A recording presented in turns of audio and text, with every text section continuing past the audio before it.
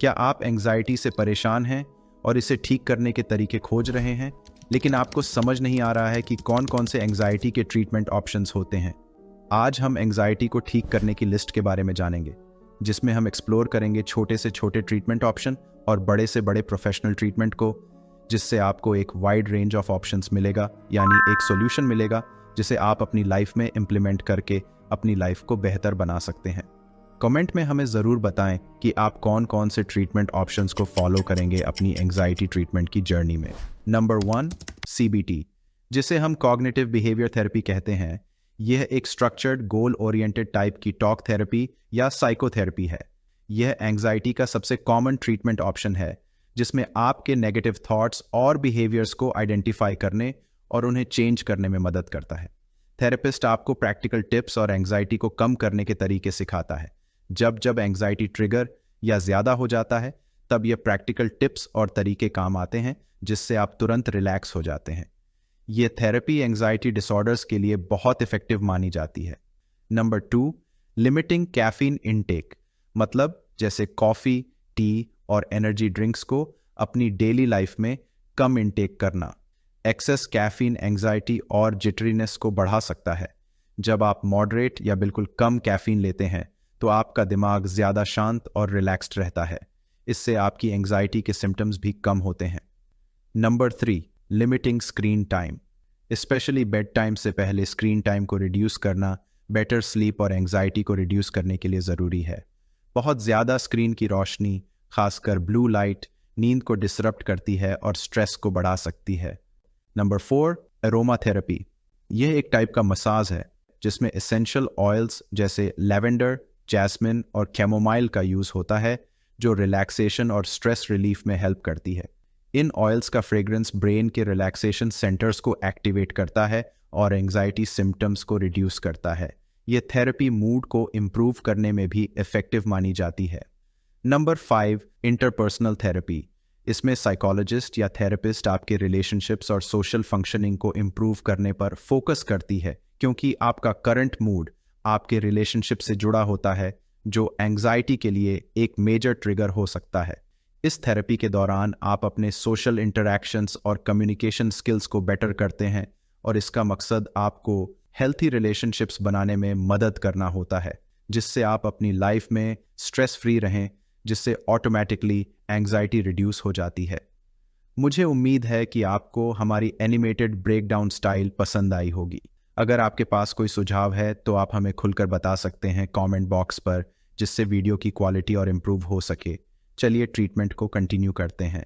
Number 6, regular exercise, जैसे running, swimming या walking anxiety को कम करने में मदद करती है, और यह आपके बॉडी में एंडोर्फिन्स रिलीज करती है, जिससे आपका मूड बेटर होता है। डेली फिजिकल एक्टिविटी आपको मेंटली और फिजिकली स्ट्रांग बनाती है। नंबर 7, लिमिटिंग न्यूज़ कंजम्पशन, मतलब ज़्यादा स्ट्रेसफुल मीडिया कंटेंट जैसे न्यूज़ आपकी एंग्जाइटी और वरी को ट्रिगर कर सकता है। न्यूज़ कंजम्पशन को लिमिट करने से आपका माइंड काल्म और रिलैक्स्ड रह सकता है। नेगेटिव न्यूज़ साइकिल्स को अवॉइड करना मेंटल हेल्थ के लिए बेनिफिशियल होता है। Number 8, massage therapy. ये एक ऐसा ट्रीटमेंट है जो आपकी बॉडी के तनाव को दूर करने में मदद करता है, जो एंग्जाइटी के सिम्टम्स को कम कर सकता है। जब आपको रेगुलर मसाज मिलती है तो आप रिलैक्स फील करते हैं और आपका नर्वस सिस्टम भी शांत होता है। यह थेरेपी स्ट्रेस और एंग्जाइटी को मैनेज करने के लिए काफ़ी हेल्पफुल होती है। Number 9, exposure therapy. एक ऐसी थेरेपी है जिसमें थेरेपिस्ट आपको धीरे धीरे उन चीज़ों का सामना करवाता है जो आपको घबराहट देती हैं। ये सेफ एनवायरनमेंट में होता है, ताकि आप अपने डर को आराम से फेस कर सकें। जैसे जैसे आप इन चीज़ों का सामना करते हैं, आपका डर कम होता जाता है और आप अपने फियर्स को बेहतर तरीके से संभालना सीख जाते हैं। मान लीजिए आपको ऊंचाइयों से डर लगता है और इस वजह से आपको एंग्जाइटी होती है। एक्सपोजर थेरेपी में थेरेपिस्ट आपको पहले छोटी ऊंचाइयों पर ले जाएगा, जैसे एक स्टूल पर खड़े होना या सीढ़ी पर चढ़ना, और आपको धीरे धीरे इस चीज़ की आदत डलवाएगा। धीरे धीरे जब आपको ये छोटी ऊंचाइयां नॉर्मल लगने लगेंगी, तब थेरेपिस्ट आपको थोड़ी और ऊंचाई पर ले जाएगा, जैसे एक बिल्डिंग की छत पर। हर स्टेप पर आप अपने डर का सामना करते हैं और आपका कॉन्फिडेंस बढ़ने लगता है। इस तरह आप अपने बड़े डर को भी कंट्रोल कर पाते हैं और घबराहट धीरे धीरे कम हो जाती है। Number 10, breaking tasks into small steps. इसका मतलब है बड़े टास्क्स को छोटे और आसान हिस्सों में तोड़ना। जब कोई काम बहुत बड़ा लगता है तो उससे आपकी एंग्जाइटी ट्रिगर हो जाती है और उस टास्क को कंप्लीट करने में मुश्किल हो सकती है। लेकिन अगर आप उस बड़े काम को छोटे छोटे स्टेप्स में बांट लेते हैं तो हर स्टेप को कंप्लीट करना आसान हो जाता है। अगर आप अभी तक वीडियो को देख रहे हैं, इसका मतलब साफ है कि आप अपनी एंग्जाइटी को ठीक करना चाहते हैं।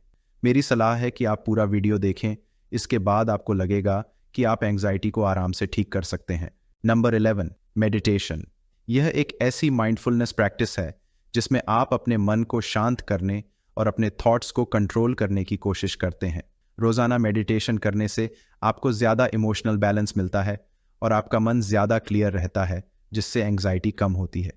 नंबर 12, हर्बल सप्लीमेंट्स जैसे कैमोमाइल और वेलेरियन रूट एंग्जाइटी को कम करने में मदद करते हैं। ये आपको पीस और रिलैक्सेशन महसूस करवाते हैं, लेकिन इन्हें लेने से पहले डॉक्टर से ज़रूर पूछना चाहिए। हर किसी पर इनका असर अलग हो सकता है। Number 13, healthy eating. इसका मतलब है कि ऐसा खाना खाना जो आपके बॉडी और माइंड दोनों के लिए फ़ायदेमंद हो। जब आप ऐसा खाना खाते हैं जो विटामिन्स, मिनरल्स और ज़रूरी फैट्स जैसे ओमेगा 3 फैटी एसिड्स से भरपूर होता है, तो आपका शरीर और दिमाग दोनों अच्छे से काम करते हैं। इसका नतीजा यह होता है कि आप अपने आप को अंदर से ज़्यादा स्ट्रॉन्ग, एनर्जेटिक और फिट महसूस करते हैं और आप ज़्यादा कॉन्फिडेंट और स्ट्रेस फ्री हो जाते हैं।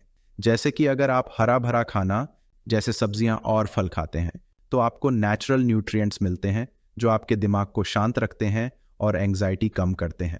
ओमेगा 3 फैटी एसिड्स जो मछली या नट्स में होते हैं आपके दिमाग के लिए बहुत फ़ायदेमंद होते हैं, क्योंकि ये आपकी मेंटल हेल्थ को सुधारता है और स्ट्रेस को कम करने में मदद करता है। Number 14, creating a routine. आप अपनी डेली लाइफ में एक फिक्स टाइम टेबल बनाएं। इससे आपको हर दिन क्या करना है, कैसे करना है और कब करना है, ये पहले से पता होगा, जो आपकी घबराहट को कम करेगा और आपको ज़्यादा मेंटली स्टेबल बनाएगा। नंबर 15, योगा। ये एक ऐसी एक्सरसाइज है जिसमें आप शरीर के अलग अलग पोजेस, ब्रीदिंग एक्सरसाइजेस और मेडिटेशन करते हैं। ये आपके बॉडी और माइंड दोनों को रिलैक्स करने में मदद करता है। इससे आपकी घबराहट कम होती है और आप ज़्यादा फ्लेक्सिबल और फोकस्ड महसूस करते हैं। नंबर 16, ताई ची। ये भी एक एक्सरसाइज है, लेकिन इसमें आप धीरे और आराम से शरीर को हिलाते हैं और सांस को गहरा करते हैं। इससे आपके शरीर और दिमाग के बीच अच्छा बैलेंस बनता है और आपको स्ट्रेस और घबराहट कम महसूस होती है। ताई ची करने से आपका फिजिकल और मेंटल दोनों बेहतर होते हैं। Number 17, dialectical behaviour therapy. DBT एक ऐसी थेरेपी है जो आपको अपने इमोशंस को समझने और उन्हें कंट्रोल करने में मदद करती है। इसमें आपको माइंडफुलनेस सिखाया जाता है, यानी अपने प्रेजेंट मोमेंट पर ध्यान देना, साथ ही डिस्ट्रेस को संभालना, इमोशंस को कंट्रोल करना और दूसरों के साथ अच्छे रिश्ते बनाना भी सीखने को मिलता है। ये थेरेपी उन लोगों के लिए काफ़ी फ़ायदेमंद होती है जो सीवियर एंग्जाइटी या इमोशनल इश्यूज़ का सामना करते हैं और अपने बिहेवियर को बेहतर बनाना चाहते हैं। एक इम्पॉर्टेंट बात, आपको सभी ट्रीटमेंट ऑप्शंस एक साथ फॉलो नहीं करनी है। आपको देखना है कि कितना मिनिमम आप फॉलो कर सकते हैं ताकि आपको सबसे ज़्यादा फ़ायदा हो और आपकी एंग्जाइटी मैनेज हो सके। Number 18, socializing with friends and family. अपने दोस्तों और फैमिली के साथ वक्त बिताने से आपको इमोशनल सपोर्ट मिलता है जो आपको अंदर से अच्छा महसूस करने में मदद करता है। इससे आप खुश रहते हैं और आपकी एंग्जाइटी कम होती है। Number 19, avoiding alcohol and recreational drugs. Alcohol और ड्रग्स आपके पूरे शरीर पर बुरा असर डालती है, जैसे हेडेक्स, डिजीनेस, नोजिया, डिहाइड्रेशन, जिससे आपका स्ट्रेस और एंग्जाइटी और बढ़ सकता है। इनका इस्तेमाल कम करने से आप अपनी एंग्जाइटी को बेहतर तरीके से कंट्रोल कर सकते हैं और अपने दिमाग को शांत रख सकते हैं। Number 20, biofeedback.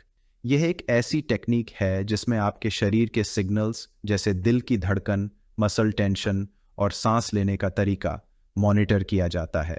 इसका मकसद ये होता है कि आप इन सिग्नल्स को समझकर उन्हें कंट्रोल कर सकें, जिससे आप अपनी एंग्जाइटी को बेहतर तरीके से संभाल सकें। Number 21, acceptance and commitment therapy.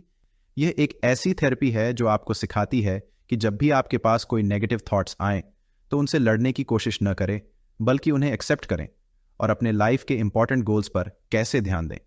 जैसे कि मान लीजिए आपको किसी काम को लेकर स्ट्रेस हो रहा है और बार बार नेगेटिव थॉट्स आ रहे हैं, जैसे मैं ये काम नहीं कर पाऊंगा या मुझसे गलती हो जाएगी। तो ACT थेरेपी आपको यह नहीं सिखाती कि इन थॉट्स को हटाओ या उनसे लड़ो, बल्कि ये थेरेपी आपको सिखाती है कि आप इन थॉट्स को अपनाओ, ये समझो कि ये बस थॉट्स हैं और आप अपने गोल पर फोकस करते रहो। इस तरह से आप स्ट्रेस के बावजूद अपने काम को करने में आगे बढ़ सकते हैं। Number 22, keeping a journal. इसका मतलब जब आप अपने थॉट्स और फीलिंग्स को लिखते हैं तो आपको उन्हें बेहतर तरीके से समझने और एनालाइज करने का मौका मिलता है। रोजाना जर्नल लिखने से आपका मन हल्का होता है और आपको इमोशनल रिलीफ मिलता है, जिससे दिमाग क्लियर रहता है। Number 23, improving sleep hygiene. अच्छी स्लीप हाइजीन का मतलब है रोज एक टाइम पर सोना और पूरी नींद लेना, जो आपकी मेंटल हेल्थ के लिए जरूरी है। इससे दिमाग और शरीर दोनों रिलैक्स होते हैं और एंजाइटी और स्ट्रेस कम होते हैं। Number 24, hypnotherapy. हिप्नोथेरेपी एक ऐसी थेरेपी है जिसमें थेरेपिस्ट आपको रिलैक्स करके गहरी फोकस में ले जाता है। इससे आपके एंजाइटी के कारण को समझने और उन्हें ठीक करने में मदद मिलती है। यह थेरेपी स्ट्रेस और एंजाइटी को कम करने के लिए काफ़ी फायदेमंद होती है। Number 25, eye movement desensitization and reprocessing. EMDR एक स्पेशल थेरेपी है जो पुरानी दर्दनाक यादों से जुड़ी हुई एंजाइटी को कम करने में मदद करती है। इस थेरेपी में थेरेपिस्ट आपकी आंखों को एक खास तरीके से हिलाने को कहता है जब आप अपने ट्रॉमेटिक एक्सपीरियंसेस को याद कर रहे होते हैं। जैसे कि मान लीजिए आपने कोई दर्दनाक घटना देखी हो जो आपको बार बार याद आती है और आपको एंग्जाइटी देती है, तो ये आंखों की मूवमेंट आपके दिमाग को इस तरह से काम करने में मदद करती है कि वो यादों का असर कम हो जाए और आपको अंदर से सुकून और इमोशनल रिलीफ महसूस होने लगे। Number 26, setting boundaries. Boundaries set करने का मतलब है अपनी हदें तय करना, जिससे आपको ज़रूरत से ज़्यादा स्ट्रेस न हो। जैसे कि अगर कोई आपसे बार बार एक्स्ट्रा काम लेने की कोशिश करे और आपको लगता है कि आपके पास वक्त नहीं है, तो आप नो कहकर अपने बाउंड्रीज सेट कर सकते हैं। इससे आप अपने मेंटल और इमोशनल हेल्थ को बचाते हैं और अपने काम और पर्सनल लाइफ को बैलेंस में रख पाते हैं। Number 27, progressive muscle relaxation.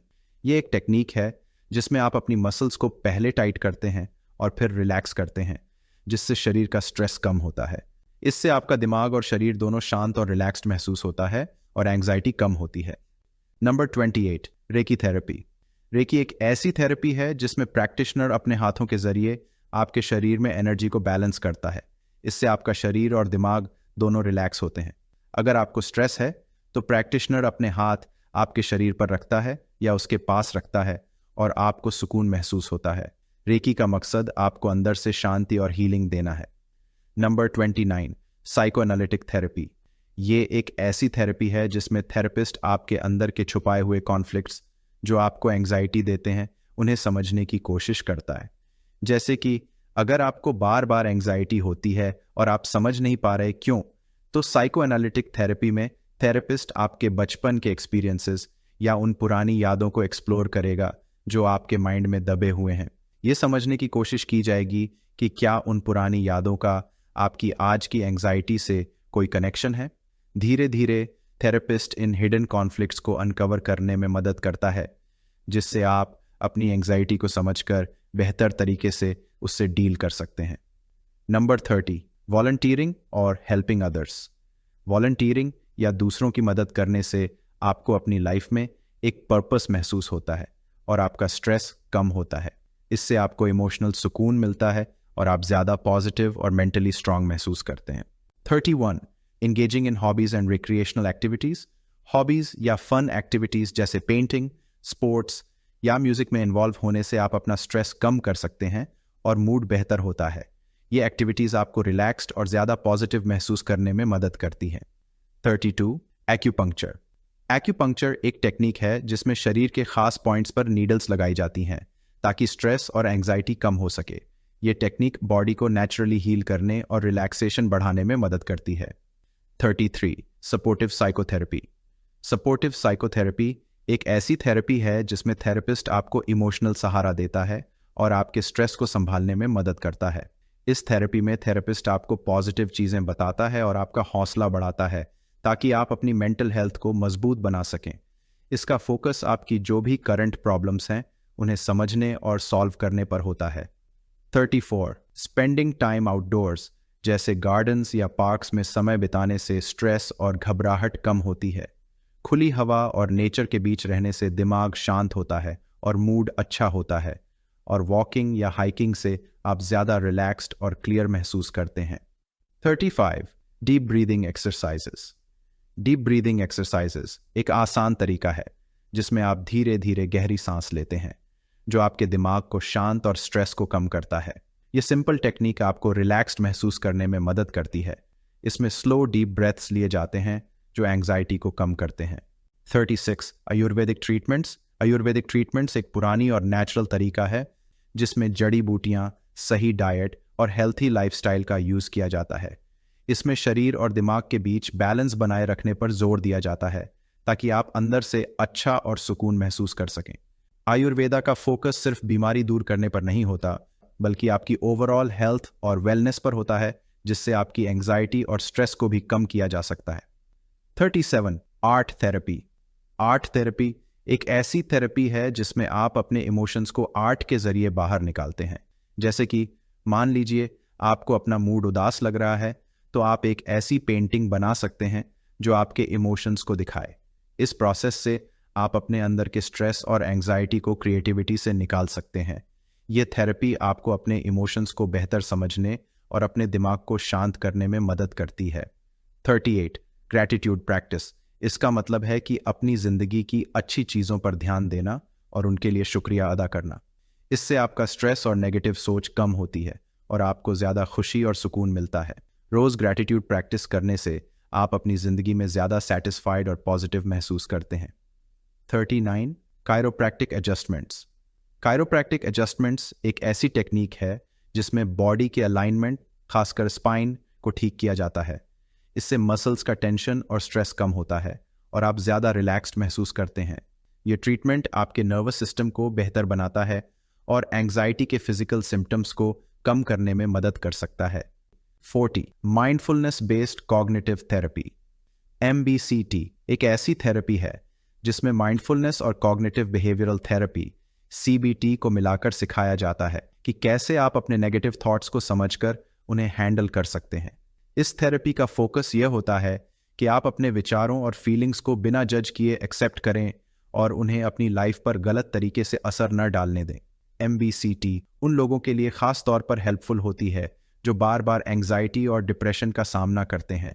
Mindfulness के जरिए आपको यह सिखाया जाता है कि अपने प्रेजेंट मोमेंट पर ध्यान देकर अपने इमोशंस को शांत कैसे रखा जाए।